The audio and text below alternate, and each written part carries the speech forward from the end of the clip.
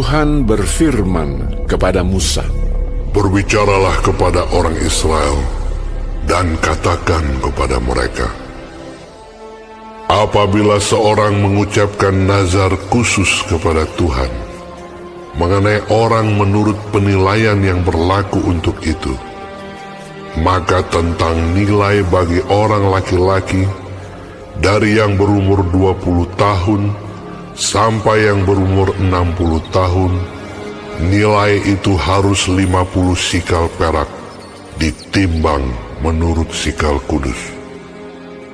Tetapi jikalau itu seorang perempuan, maka nilai itu harus 30 sikal. Jikalau itu mengenai seorang dari yang berumur 5 tahun sampai yang berumur 20 tahun, maka bagi laki-laki nilai itu harus 20 sikal, dan bagi perempuan 10 sikal. Jikalau itu mengenai seorang dari yang berumur 1 bulan sampai yang berumur 5 tahun, maka bagi laki-laki nilai itu harus 5 sikal perak, dan bagi perempuan 3 sikal perak. Jikalau itu mengenai seorang yang berumur 60 tahun atau lebih, jikalau itu mengenai laki-laki, maka nilai itu harus 15 sikal, dan bagi perempuan 10 sikal. Tetapi jikalau orang itu terlalu miskin untuk membayar nilai itu, maka haruslah dihadapkannya orang yang dinazarkannya itu kepada imam, dan imam harus menilainya sesuai dengan kemampuan orang yang bernazar itu. Imam harus menentukan nilainya. Jikalau itu termasuk hewan yang boleh dipersembahkan sebagai persembahan kepada Tuhan, maka apapun daripada hewan itu yang dipersembahkan orang itu kepada Tuhan haruslah kudus. Janganlah ia menggantinya, dan janganlah ia menukarnya, yang baik dengan yang buruk, atau yang buruk dengan yang baik. Tetapi jikalau ia menukar juga seekor hewan dengan seekor hewan lain, maka baik hewan itu maupun tukarnya haruslah kudus. Jikalau itu barang seekor dari antara hewan haram yang tidak boleh dipersembahkan sebagai persembahan kepada Tuhan, maka hewan itu harus dihadapkannya kepada imam, dan imam harus menetapkan nilainya menurut baik atau buruknya. Dan seperti penilaian imam, demikianlah jadinya. Dan jikalau orang itu mau menebusnya juga, ia harus menambahkan 1/5 kepada nilai itu. Apabila seorang menguduskan rumahnya sebagai persembahan kudus bagi Tuhan, maka imam harus menetapkan nilainya menurut baik atau buruknya.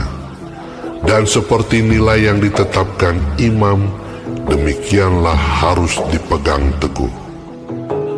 Tetapi jikalau orang yang menguduskan itu mau menebus rumahnya, maka ia harus menambah harganya dengan 1/5 dari uang nilainya, dan rumah itu menjadi kepunyaannya pula.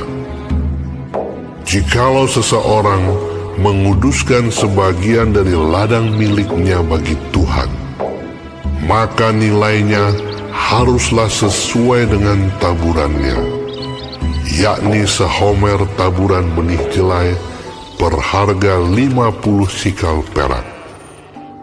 Jikalau ia menguduskan ladangnya mulai dari tahun Yobel, maka nilainya haruslah dipegang teguh.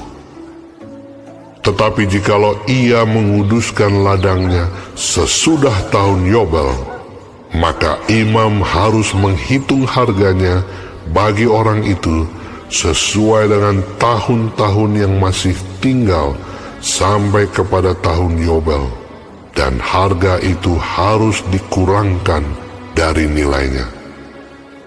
Dan jikalau orang yang menguduskannya benar-benar mau menebus ladang itu, maka ia harus menambah harganya dengan 1/5 dari uang nilainya, dan ladang itu tetap dimilikinya.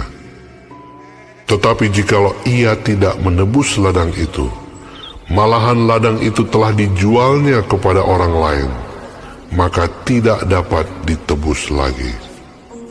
Tetapi pada waktu bebas dalam tahun Yobel, ladang itu haruslah kudus bagi Tuhan, sama seperti ladang yang dikhususkan bagi Tuhan. Imamlah yang harus memilikinya.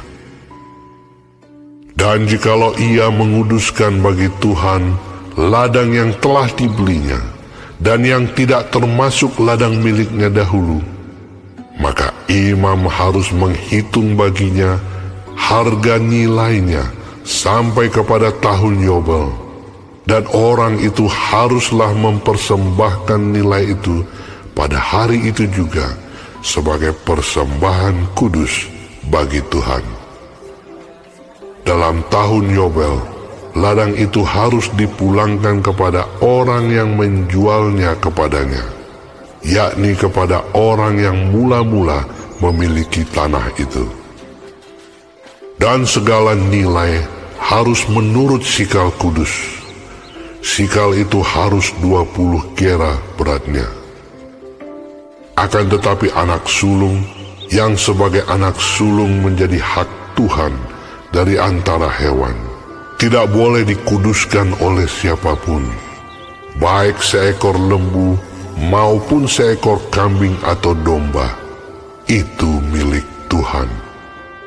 Tetapi jikalau itu dari antara hewan yang haram, maka haruslah orang menebusnya menurut nilainya dengan menambah 1/5, dan jikalau tidak ditebus, haruslah dijual menurut nilainya.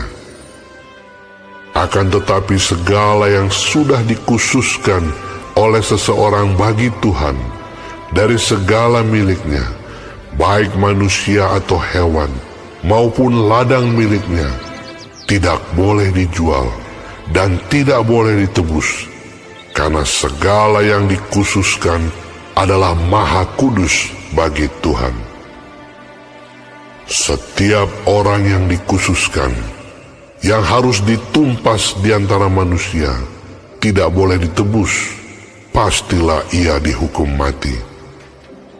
Demikian juga segala persembahan persepuluhan dari tanah, baik dari hasil benih di tanah maupun dari buah pohon-pohonan, adalah milik Tuhan. Itulah persembahan kudus bagi Tuhan. Tetapi jikalau seseorang mau menebus juga sebagian dari persembahan persepuluhannya itu, maka ia harus menambah 1/5. Mengenai segala persembahan persepuluhan, dari lembu sapi atau kambing domba, maka dari segala yang lewat dari bawah tongkat gembala waktu dihitung, setiap yang ke-10 harus menjadi persembahan kudus bagi Tuhan. Janganlah dipilih-pilih mana yang baik dan mana yang buruk, dan janganlah ditukar. Jikalau orang menukarnya juga, maka baik hewan itu maupun tukarnya haruslah kudus dan tidak boleh ditebus. Itulah perintah-perintah yang diperintahkan Tuhan kepada Musa di Gunung Sinai untuk disampaikan kepada orang Israel.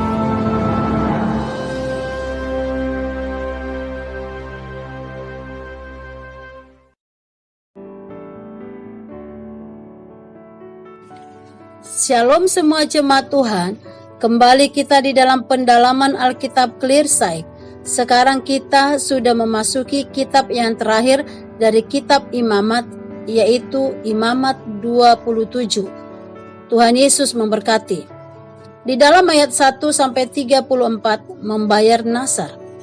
Bernasar adalah berjanji mempersembahkan sesuatu kepada Tuhan. Bila Tuhan menjawab doanya, sesuatu itu bisa berupa manusia, benda maupun binatang. Bila manusia yang dinasarkan dan ia bukan orang Lewi, maka ia harus ditebus dengan memberikan sejumlah uang.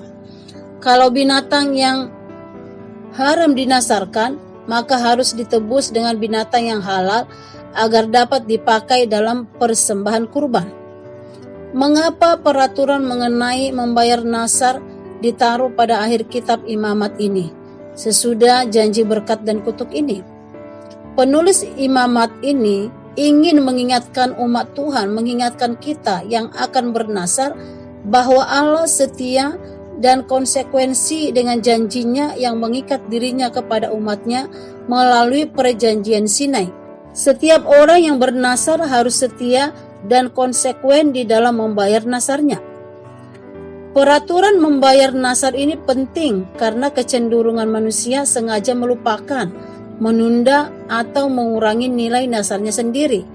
Itulah sebabnya ada peraturan mengenai binatang persembahan yang dinasarkan tidak boleh ditukar dengan binatang yang kualitasnya lebih rendah. Di dalam ayat 10 dikatakan, janganlah ia menggantinya dan janganlah ia menukarnya yang baik dengan yang buruk atau yang buruk dengan yang baik. Tetapi jikalau ia menukar juga seekor hewan dengan seekor hewan lain, maka baik hewan itu maupun tukarnya haruslah kudus. Peraturan nasar ini mengingatkan kita untuk tidak sembarangan mengucapkan janji atau sumpah di hadapan Tuhan. Karena seringkali janji atau sumpah kita ucapkan dengan motivasi yang tidak benar, seperti hanya untuk kepentingan diri sendiri dan hanya untuk memenuhi kebutuhan hal-hal lahiriah. Akibatnya, ketika Tuhan sudah mengabulkan permintaan kita merasa enggan di dalam membayar atau melunasi janji atau sumpah kita tersebut. Kalau kita dekat dengan Tuhan Yesus, bergaul intim dengan firman-Nya, kita akan mengerti isi hatinya, hingga kita tidak perlu meminta dengan bernasar, berjanji atau bersumpah. Dan yang penting bukanlah ucapan nasar kita, melainkan sikap hidup yang senantiasa ingin menyenangkan hati Tuhan dengan memberikan yang terbaik kepadanya. Amin. Tuhan Yesus memberkati.